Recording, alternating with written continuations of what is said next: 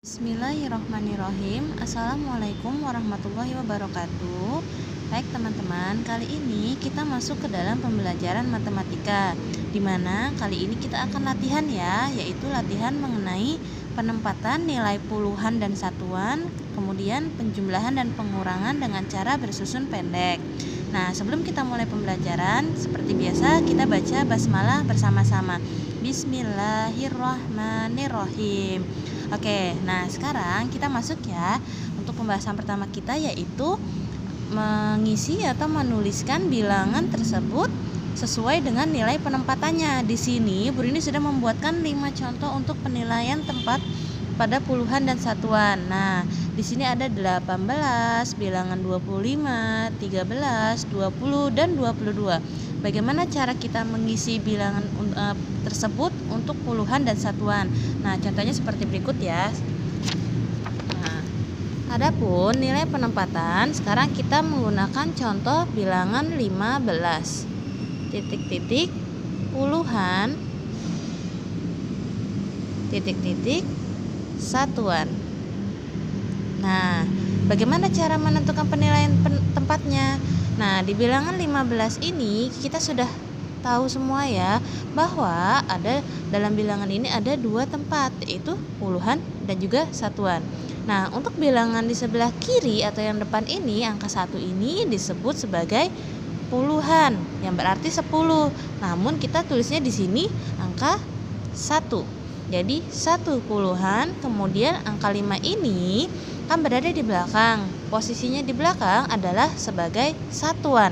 Jadi 5 ini kita masukkan ke dalam 5 satuan. Seperti itu contohnya. Oke. Next, sekarang kalau ada angka 10 bagaimana Bu Rini? Sama saja. 10, 20, 30 atau bilangan yang belakangnya ada angka nolnya, itu tetap sama saja, ada puluhan dan juga satuan. Nah, kalau seperti ini gimana? Kita lihat posisi letaknya, angka satunya di depan atau belakang?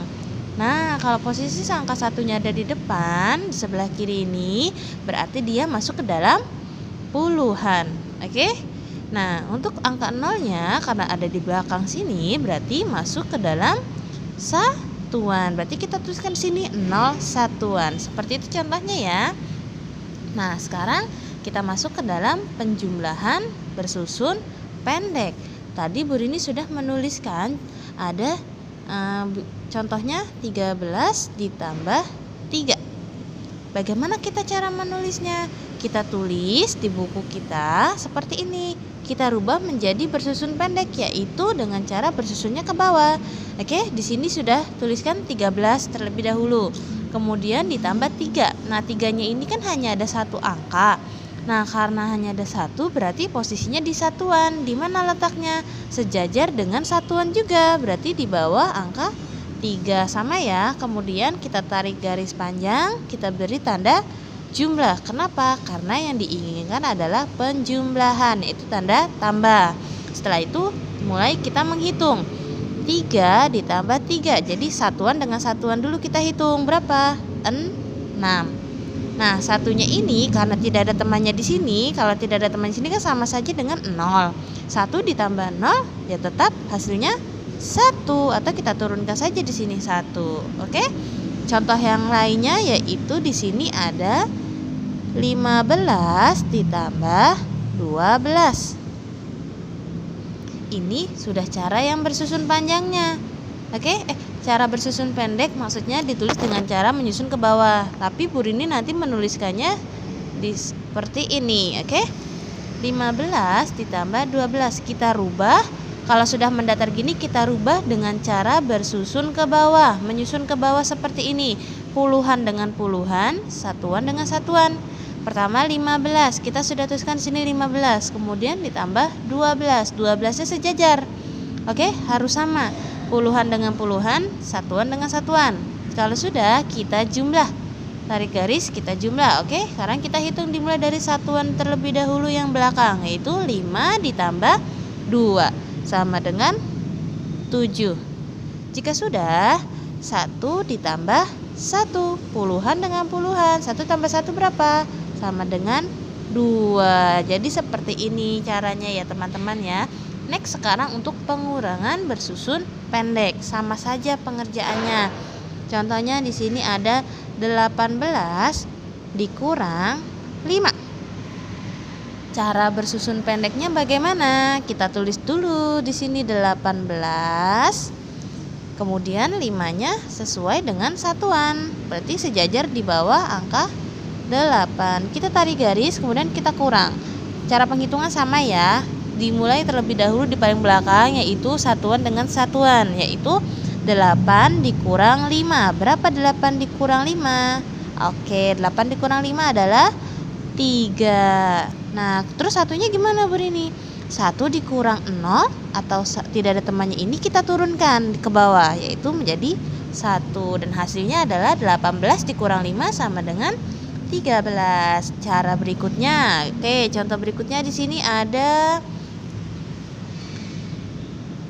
19 dikurang 10 sama dengan, nah di sini ada dua bilangan yang sama-sama, ada puluhan dan satuan.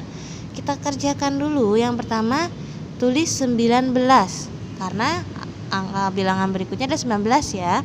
Kemudian selanjutnya bilangan 10. Nah, kalau sudah ada dua seperti ini berarti sejajar. Puluhan dengan puluhan, satuan dengan satuan. Berarti kita tulis di sini 10. Kita tarik garis, kemudian kita beri tanda kurang karena yang diminta pengurangan ya. Nah, sekarang langkah berikutnya adalah kita dengan menghitung. Oke, kita hitung satuan dengan satuan, puluhan dengan puluhan. 9 dikurang 0. Hasilnya tetap 9 karena 9 lebih besar dari 0. Oke. Nah, sekarang 1 dikurang 1. Berapa? Habis kan? 1 dikurang 1 sama dengan 0 ya. Karena sudah habis, tidak perlu ditulis angka 0 di depannya. Jadi cukup di sini saja 9. Jadi 19 dikurang 10 hasilnya sama dengan 9. Nah, nanti akan Bu Rini fotokan latihan teman-teman. Oke, hari ini penempatan nilai puluhan dan satuan, kemudian ada penjumlahan bersusun pendek ya, dan juga pengurangan dengan cara bersusun pendek. Nah, cukup sekian pembahasan kita kali ini mengenai penempatan puluhan dan satuan. Wassalamualaikum warahmatullahi wabarakatuh.